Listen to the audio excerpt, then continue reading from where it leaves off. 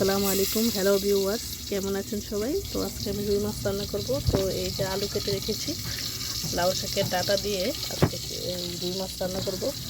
এই যে ধনিয়া পাতা কেটে রেখেছি, তারপর পেঁয়াজ, টমেটো আর এই যে কাঁচামরিচ। মাছ মাছ ভাজতে দিয়েছি চুলায়। মাছ ভাজা হয়ে গেল, তরকারি রান্না শুরু করে দেবো। তো পেঁয়াজ দিয়ে দিলাম,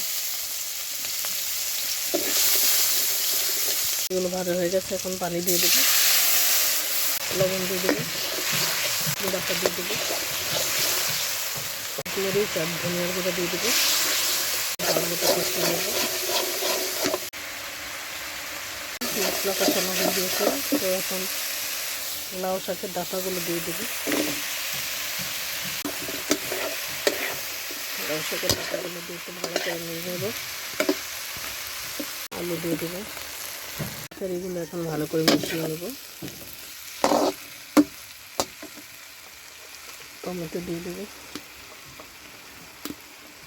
পানি দিয়ে দেবো পরিমাণ মতো, বেশি দেওয়া যাবে না। এখন কাঁচামরিচগুলো দিয়ে দেবো,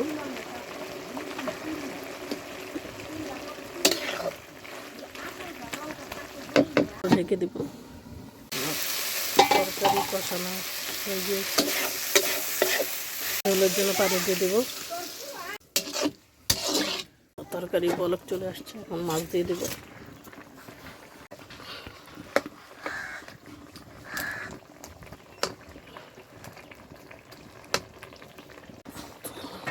ধনিয়া পাতা কুচি দিয়ে দিব। আমার তরকারি হয়ে আসছে। এই তো ভিউয়ার্স, আমার তরকারি হয়ে গেল। দেখুন কত সুন্দর হয়েছে আমার তরকারি। আর এই যে শাক, এটা হলো ভর্তা শাক আর লাউ মিলিয়ে এই শাক রান্না করেছি, লাউ শাক মিলিয়ে। এই যে, তো আজকের মতো এই পর্যন্তই। সবাই ভালো থাকুন, সুস্থ থাকুন। আল্লাহ হাফেজ।